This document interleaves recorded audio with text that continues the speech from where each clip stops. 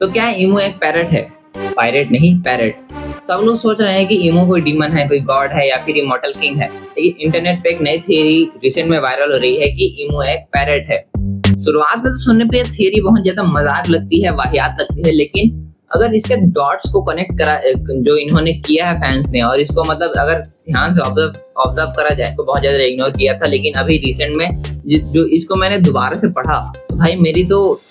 तो होश ही उड़ गए। और अब मैं तुम्हें बताने वाला हूँ, उससे तुम्हारी भी शायद तक थोड़ी सी तो इस थ्योरी के ऊपर में उम्मीदें जागेंगी। अब शुरुआत ये आता है कि आखिर में थ्योरी स्टार्ट कहाँ से हुई थी। तो अगर तुम्हें पता होगा कि वन पीस के जो फैंस है, वन पीस कम्युनिटी जो है वो हर प्लेटफॉर्म पे कहीं ना कहीं है, तो रेडिट और एक्स जैसे प्लेटफॉर्म पे कुछ फैंस ने इस थ्योरी को बनाना चालू किया था कि ईमू जो है एक पैरेट है। अब ये चीज एक्चुअल में वो लोग बोलते कैसे कि वो पैरेट क्यों है, तो ये सब स्टार्ट होता है इस सीन से, जब हम लोग ईमू को देख रहे हैं कि उसके सामने वांटेड पोस्टर है, जाइंट हैट है जो प्रोबेबली जॉय बॉय की होगी क्योंकि वो स्ट्रॉ हैट है, और वो ईमू जो है वहाँ पे हम लोग उसके लुक को हम लोग देखें, वो पहला लुक था जो हमने देखा था, तो अगर उसके लुक को देखें तो ईमू के पास में एक जाइंट रॉक है जो कि एक्चुअल में एक पैरेट जो है उसके मतलब पूंछ की तरह रिजेंबल होता है, और उसके साथ में हम लोग उसके अगर सिर पे लगे हुए क्या बोलते हैं उसको, क्राउन को देखें तो वो क्राउन मतलब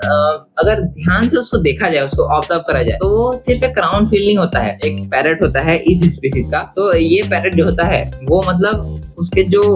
ऊपर में ऐसे हेयरी टाइप या जो भी मतलब उसको बोला जाता है, आई डोंट नो उसको क्या बोला जाता है, तो मतलब वो उसके क्राउन के जैसे में रिजेंबल हो रहा है। और हम लोग उसकी आंखों को देखें, आंखें उसकी जो है वो मतलब सर्कुलर रेड आईज हैं, और उसके बॉडी में छोटे छोटे डॉट्स हैं। और इसी के साथ में हम लोग अगर देखें तो एक ये वाला ब्रीड है जो मतलब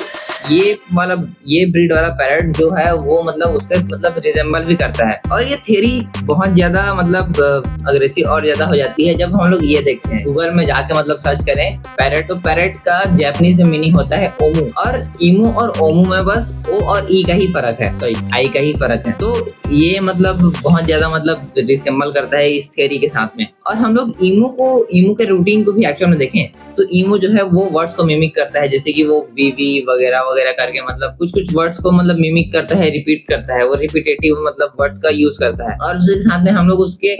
एक्चुअल में मतलब एनवायरनमेंट को देखें जहाँ पे वो रहता है, उसके जो हॉली लैंड है, एम्प्टी थ्रोन वाले रूम में हम लोग देखें तो उसका जो रूम है वो बहुत ज्यादा मतलब बड़ा है, वहाँ पे एक थ्रोन है, वो चीजों को वहाँ पे बैठ के ऑब्जर्व करता है, वांटेड पोस्टर की तरफ वो घूरते रहता है। अगर ये चीजों को हम लोग देखें तो एक्चुअल में एक पैरेट से रिजेंबल करती है, वो चीजों को मतलब बाहर से ऑब्जर्व करता है। और उसी के साथ में हम लोग एक और चीज हमें पता ही है कि ओडा जो है वो कैसे एनिमल के साथ में बहुत ज्यादा मतलब कनेक्टेड फील करते हैं, जैसे कि लूफी जो है वो मंकी से कनेक्टेड है, क्रोकोडाइल से कनेक्टेड है, तो फ्लेमिंगो जो था वो फ्लेमिंगो बर्ड से रिजेंबल करता है। और उसी के साथ में कुछ बहुत सारे एनिमल्स हैं जो कि मतलब कुछ बहुत सारे कैरेक्टर्स हैं जो एनिमल से रिजेंबल करते हैं। हमारा चॉपर तो प्रॉपर रेनडियर ही है। तो यहाँ पे मोस्ट प्रोबेबली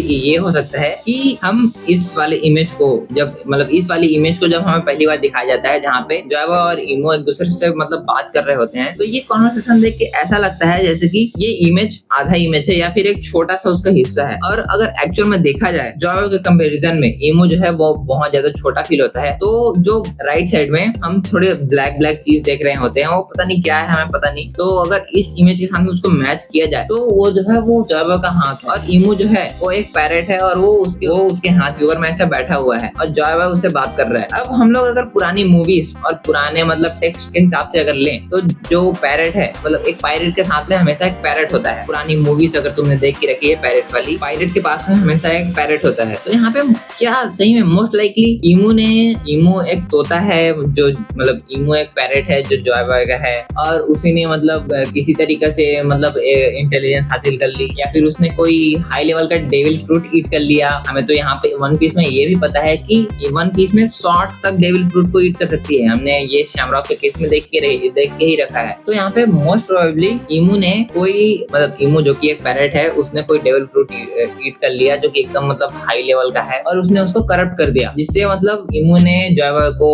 बिट्रे कर दिया एंड ऑल, ऐसा कुछ मतलब हो सकता है, ऐसा फैंस थियरी बना रही है। और मैं तुम्हें यहाँ पे करेक्ट करना चाहूंगा कि ये थियरी कहीं से भी ओडा के द्वारा स्पॉन्सर्ड नहीं है, ना किसी एसबीएस में या फिर किसी वेवर कार्ड थियरीज में इसको मतलब लेके आया गया है। ये चीजें बस फैंस के द्वारा मतलब बनाई गई है। तो अगर थियरी से रिलेटेड कुछ चीजें मैं बोलूं तो यहाँ पे ये नहीं होगा इमू एक पैरेट है जिसने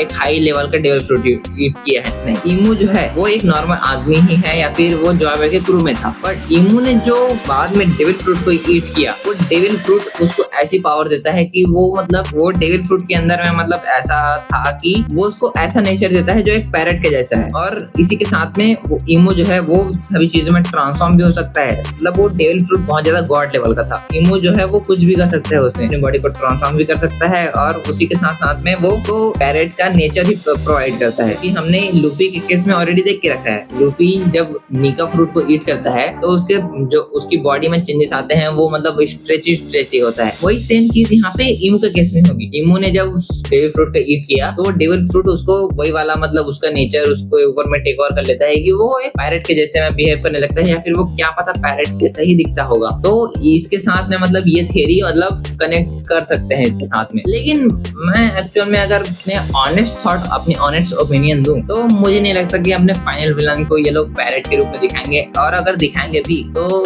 मैंने जैसे कि बता के रखा कि वो नॉर्मल जॉयबॉय का क्रूमेट था या फिर जो भी था उससे रिलेटेड था, तो उसने वहाँ पे मतलब ऐसा गॉड लेवल डेविल खा लिया जो उसको ऐसा नेचर प्रोवाइड करता है। लेकिन ये नहीं ये जो फैन मतलब प्रोवाइड कर रहे हैं हमको। इसमें तुम्हारा क्या ओपिनियन है, तुम वो भी मेरे साथ शेयर कर सकते हो। और इसी के साथ में वीडियो को यहीं पे एंड करते हैं और मिलते हैं नेक्स्ट वीडियो में। और तुम मेरी पिछली वाली रिसेंट वीडियो चेकआउट कर सकते हो, उसमें मैंने कुछ और चीज़ के बारे में बात किया है। तो मिलते हैं नेक्स्ट वीडियो में। Bye bye.